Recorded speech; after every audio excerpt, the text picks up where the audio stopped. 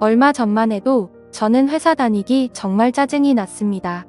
경기도 어려워 다른 곳에 취직하기는 더욱 힘들어 골백 번 넘게 사직서만 쓰고 휴지통에 넣기를 반복하고 있는 요즘입니다. 저혈압이었던 제가 일이 고혈압이 된 원인은 회사 상사 때문입니다. 여기서 직급을 차마 까갈릴 수가 없어 이렇게 상사라는 표현으로 대체하는 것을 너그러이 이해해 주시기 바랍니다. 상사가 짜증나는 이유는 대략 이렇습니다. 고깃집에 가면 아랫사람에게 고기는 시켜주지 않고 후식으로 나오는 냉면만 시킵니다. 물냉면이든 비빔냉면이든 그건 개인의 자유입니다. 가격만 6,000원을 넘기지 않으면 됩니다.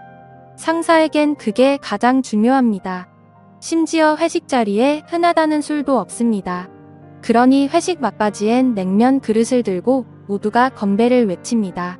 이를 보는 식당 직원들은 제 회사사 사람들만 한심스럽다는 눈으로 쳐다봅니다. 그래서 저는 회식할 때마다 그런 회식 자리와 상사가 쪽팔립니다. 그래서 회식에 참여하기도 싫습니다. 상사는 워낙 짠돌이라 10만 원이 넘어가게끔 회식 비용을 사용하지 않습니다. 그렇게 근검절약해서 사용하고 남은 금액은 자신의 개인 비용으로 사용을 하죠. 그 개인 비용이 어디냐면 자신이 바람 피우며 현재 만나고 있는 내연녀입니다. 내연녀와 마트에서 장보기 내연녀의 생활비 내연녀와의 데이트 비용으로 사용하는 것입니다. 또 늦은 새벽 문자를 보내 그날 있었던 일에 대한 트집을 잡습니다. 정작 어떠한 문제가 발생한 그 당시엔 많은 직원이 보는 그 앞이라 그런지 괜찮다며 다정하게 웃었던 양반이 아무도 없을 땐 헐크처럼 돌변합니다. 그러던 어느 날 상사에게서 전화가 걸려왔습니다. 그나마 제가 회사에 근무하는 직원 중 가장 고분고분하고 대답도 잘한다며 저를 자신의 집에 초대한 것입니다. 토요일 날 저녁이나 함께 하자면서요. 저는 그 자리에 나가기 싫었으나 상사가 오라는데 어떻게 합니까? 애써 웃는 얼굴로 알겠다며 튀어갔죠. 제 동료들은 이런 저를 보며 박쥐 같은 놈이라 험담했으나 어쩔 수 없었습니다. 식구들은 저만 바라보고 있고 경기는 어려워 다른 곳에 취직할 수가 없으니 더러워도 참고 견뎌야죠. 저도 다른 곳에 취직했다면 상사 얼굴에 물을 끼얹으며 야 그렇게 살지 마라 라고 욕을 바가지로 퍼부었을 겁니다. 그러나 현실은 그게 아니니 노예처럼 고분고분해야지 어쩌겠습니까? 그게 직장인의 현실입니다. 상사가 살고 있다는 집에 가니 정말 화려하고 좋더군요. 상사의 사모님께서도 저를 밝게 웃는 얼굴로 환영해 주셨습니다. 오늘 처음 보는데 그 미모가 장난이 아니더군요. 감탄사가 절로 나왔습니다. 상사와 상사의 사모님은 잡채와 불고기 갖가지 반찬이 잔뜩 깔린 넓은 대리석 식탁으로 저를 안내하며 맘껏 먹으라고 했습니다. 저는 상사에게 물었지요. 오늘이 무슨 날이냐고 말입니다.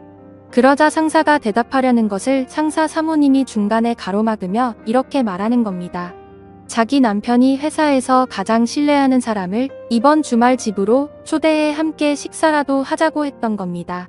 오늘이 상사님 생일이었거든요. 저는 이렇게 내조를 잘해주는 사모님이 있어 상사가 내심 부러웠습니다. 그런데 상사와 상사 사모님이 둘러앉아 식사하는데 상사님의 스마트폰이 자꾸 울리는 겁니다. 상사는 식은 땀만 흘리고 있었죠. 순간 저는 직감했습니다. 상사가 만나고 있는 내연녀의 전화구나 라고요. 상사는 한두 번 울리고 말 것이라던 자신의 스마트폰이 계속 울리자 연락을 받지 않았습니다. 받기가 난처했겠지요. 그런데 사모님이 이를 수상하게 여겨 전화를 걸어보라고 하자 상사는 매우 난감해 하더군요.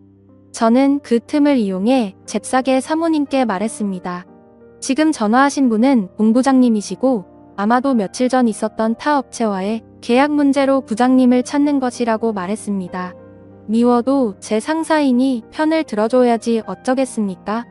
사모님은 제 말을 신뢰하며 자신의 남편을 회사로 보냈습니다. 상사가 이곳을 급히 나서며 사모님 모르게 제게 윙크하네요. 처음으로 상사에게 칭찬이란 걸 받았습니다. 사모님껜 죄스러웠지만요. 그렇게 상사가 떠나고 상사의 집엔 상사의 사모님과 저 이렇게 둘만 남아 있었습니다. 그렇게 우리는 여러 이야기를 나누며 식사를 마쳤고 저는 남의 집에 오래 머문다면 실례라고 생각했기에 그만 일어서려고 했습니다. 그러자 사모님이 제게 할 말이 있다면서 저를 다짜고짜 거실 소파에 앉히는 겁니다. 잠시 후 사모님이 다과상을 차려왔고 저는 사모님과 진지한 이야기를 나누었습니다. 사모님은 자신의 남편이 바람을 피우고 있다는 것을 이미 알고 계셨습니다. 둔한 상사만 이를 몰랐던 것이었죠. 사모님께서는 남편이 가장 신뢰가 많은 회사 아랫사람 중 한 명을 이곳으로 부른 이유는 남편의 바람 유무를 직접 물어보고 남편의 내연녀에게 전화가 오는 것을 알면서도 간을 본 이유도 이 때문이고요. 사모님의 머리가 비상하다는 것은 이때 알았습니다. 남편이 나쁜 놈이라는 것은 알고 있었으나 그런 사람이 신뢰하는 사람이라면 거짓말은 하지 않을 거라 확신해서랍니다. 그러니 저를 보며 이렇게 추궁했습니다. 지금 전부 다 알고 있습니다. 남편이 내연녀에게 전화가 오는 것을 지금 제 남편이 만나러 가는 사람은 회사 본부장이 아니고 그의 내연녀 맞죠? 라고 말입니다. 알고 있었지만 확실하게 알고 싶었나 봅니다. 저는 잠시 고민하다 사모님 얼굴을 보며 고개만 끄덕였습니다. 사모님은 제 손을 붙잡고선 거짓말하지 않고 솔직하게 얘기해줘서 고맙다고 하더군요. 그런데 사모님이 손을 붙잡는데 저도 모르게 갑자기 이상한 기분이 들더라고요. 예상 밖의 일이었습니다. 저는 잽싸게 사모님 손을 빼내고선 이러지 말라고 했습니다. 사모님은 의아스러운 표정으로 얼굴이 붉어진 채 어쩌지 못하는 저만 보더니 그때서야 이유를 알았는지 민망해 하셨습니다. 그렇게 서먹했을 때 상사에게서 문자가 왔습니다. 지금 나왔지? 전화할 수 있나? 라고 말입니다. 이를 보던 사모님은 이미 밖에 나왔고 집안에 사모님 혼자 계실 거라며 저는 집으로 가는 중이라고 둘러대라고 하셨습니다. 저는 상사에게 전화를 걸어 사모님이 시키는 대로 했습니다. 상사는 오늘 잘했다며 내일은 주말이니 푹 쉬고 월요일 날 회사에서 보자며 저와의 통화를 마쳤습니다. 그리고 사모님 폰으로 상사로부터 전화가 걸려왔습니다. 사모님에게 전화를 건 상사는 회사에 급한 일이 있어 오늘은 못 들어올 것 같다고 했죠. 사모님은 모든 것을 다 알면서도 아 그래? 라며 모른 척 수긍했습니다. 저와 사모님께 전화하며 둘러대기 바쁜 상사만 보니 참 부지런하다는 생각이 들었습니다. 회사에서는 그리 붕 뜨고 게으른 양반이 말입니다. 저는 상사가 이해되질 않았습니다.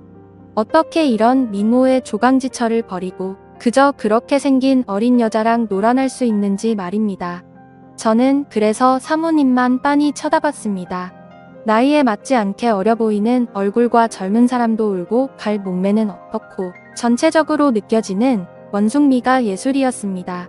상사와의 전화를 끝마친 사모님은 결국 제 앞에서 눈물만 터뜨리셨고 사모님은 제 앞에서 이런 추태를 보여 미안하다며 그만 가보라고 하셨습니다. 저는 차마 이곳에서 갈 길이 떨어지지 않았습니다.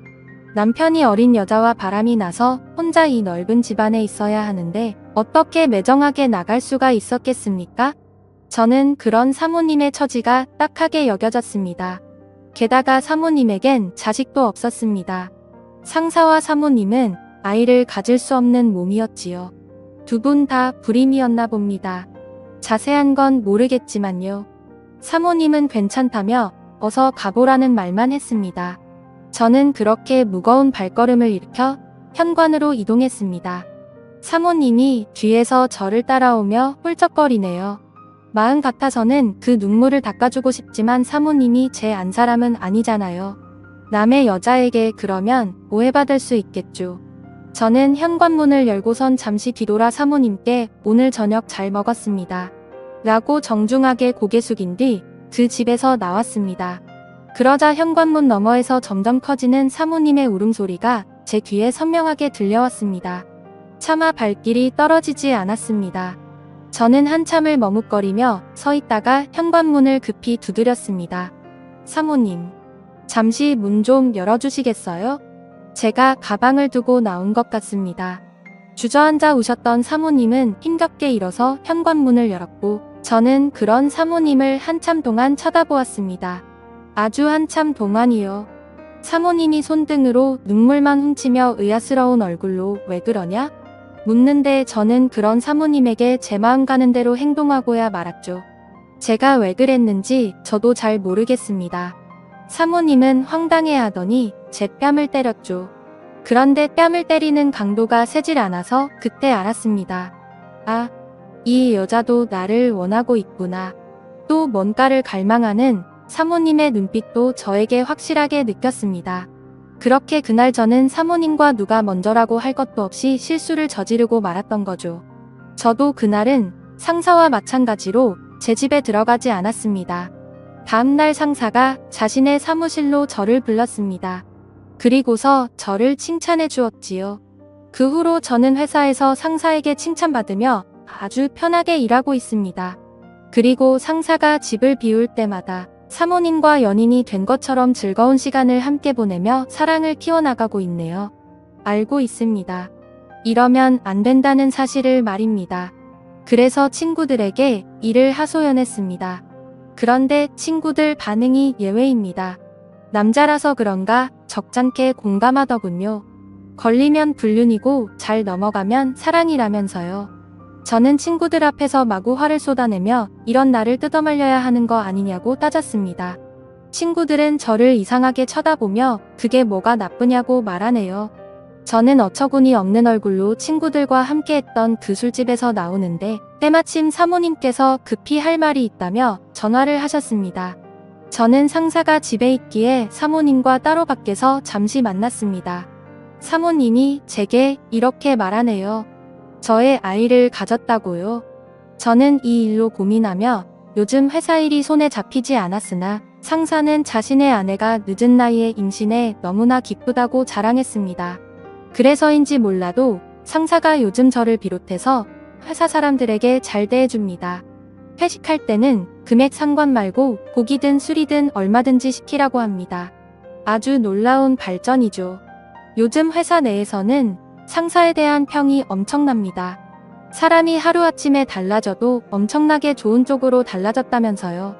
그런데 저는 고민입니다. 일을 어떻게 할지요?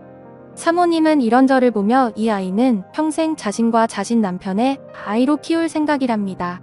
바람피운 남편에게 아내였던 자신이 처음이자 마지막으로 주는 천벌이라고 생각합니다. 그러니 저와는 위험한 사랑을 여기서 끝내고 저보고 이제 그만 만나자고 하네요. 제가 주었던 것은 사랑이 아니라 동정이었다면서요. 그런데 저는 자꾸만 그런 사모님이 눈에 밟힙니다. 애초에 시작하지를 말걸 왜 제가 사모님께 마음을 주었을까요? 그리고 그 아이는 왜 이런 불길한 마음을 주었을까요?